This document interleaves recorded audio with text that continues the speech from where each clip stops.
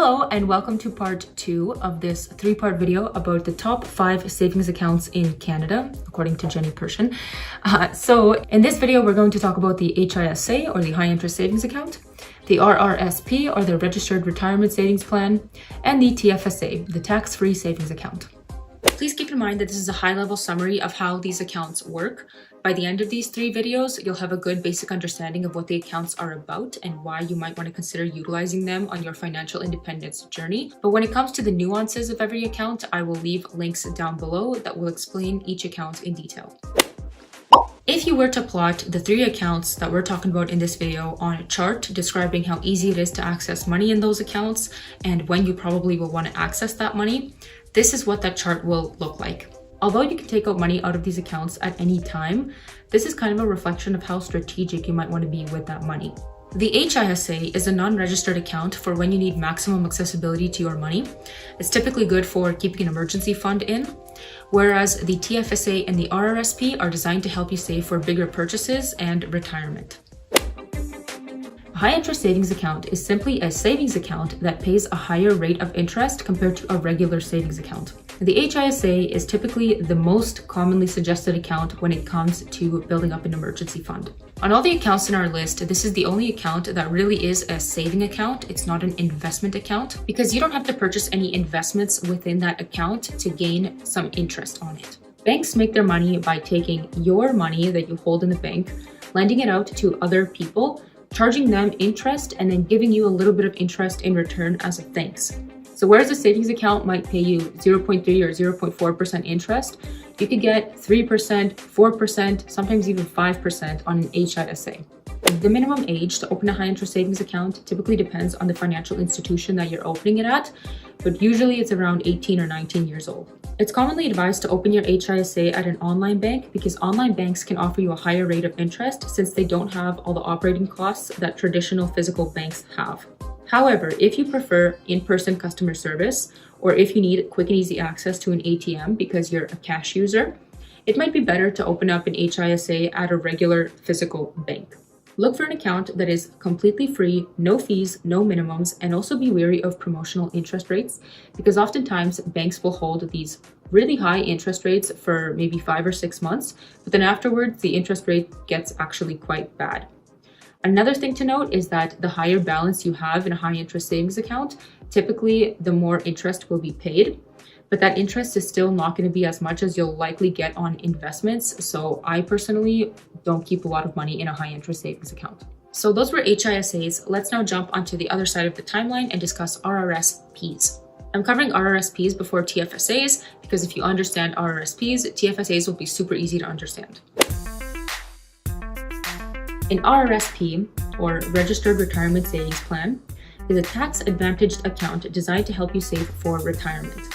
It's also important to know that even though this is called a Registered Retirement Savings Plan, you don't necessarily have to be retired. In fact, you can actually withdraw this money at any point, but there is a strategic way to go about withdrawing from an RRSP, which we will talk about in this video. There is no minimum age to open an RRSP, but there is a maximum age of 71 years old. You can open up an RRSP with any financial institution of your choice, but oftentimes they're also offered through your employer if your employer has an agreement with some financial institution. An RRSP is an investment account, so it's not enough to simply put money into the account like you would with an HISA. You have to actually buy investments with that money, whatever investments are offered by your financial institution. RRSPs are known as what's called tax-deferred accounts because you don't pay tax right now, but you pay tax later. The tax advantage that you get from the RRSP is that any income that you put into the RRSP, you can deduct from your taxable income. So effectively, this income is pre-tax income. If your RRSP is provided by your employer, you'll see that that money is deducted automatically from your paycheck. So the way that it works is that you deposit your pre-tax income into the account. Sometimes your employer will also deposit some kind of contribution. You buy investments with that income. Those investments grow in value, generate you money. That is all tax-free growth. So you don't have to pay any tax on that investment income. However, when you take that money out of the account, that is when the money is considered taxable income. You should be taking it out when you're in a lower income tax bracket, whether that means that you're retired or maybe you're just not working full-time, and therefore you pay much less in taxes to the CRA compared to how much you would have paid when you were making the peak amount of money that you were making. This is why the account is called tax deferred, because all of that money grows tax-free, and then finally you pay taxes in the future. At the time of filming this video, the contribution limit is either 18% of your gross income of the previous year, or the maximum dollar limit published by the CRA every year.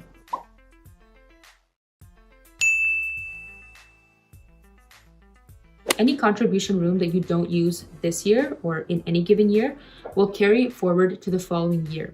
But once you withdraw money out of that account, you don't get that contribution room back. Sometimes mistakes happen and you might accidentally over-contribute to your RRSP.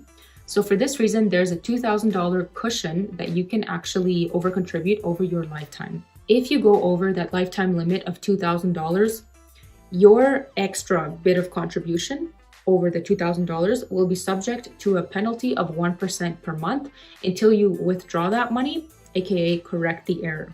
You can't just contribute to your RRSP indefinitely and avoid paying taxes for the rest of your life.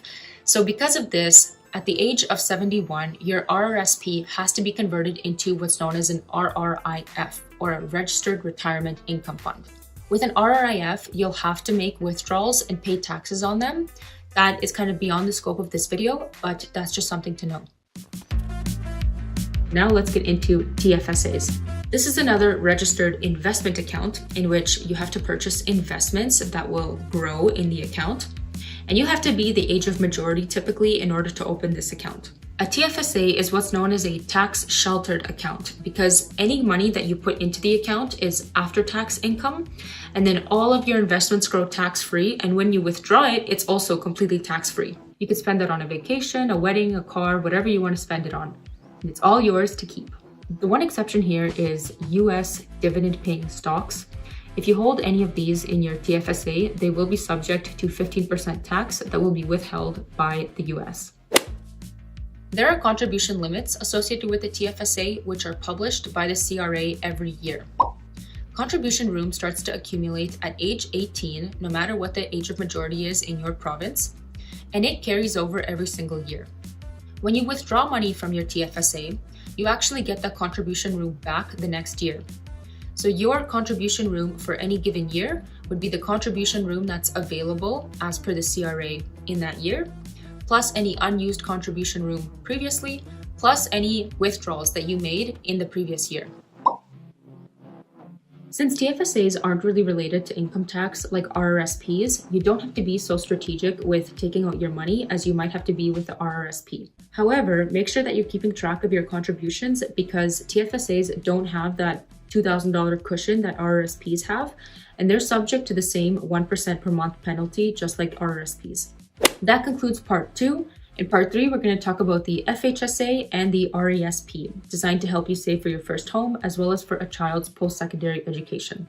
Keep on watching part 3 if you're interested to learn more.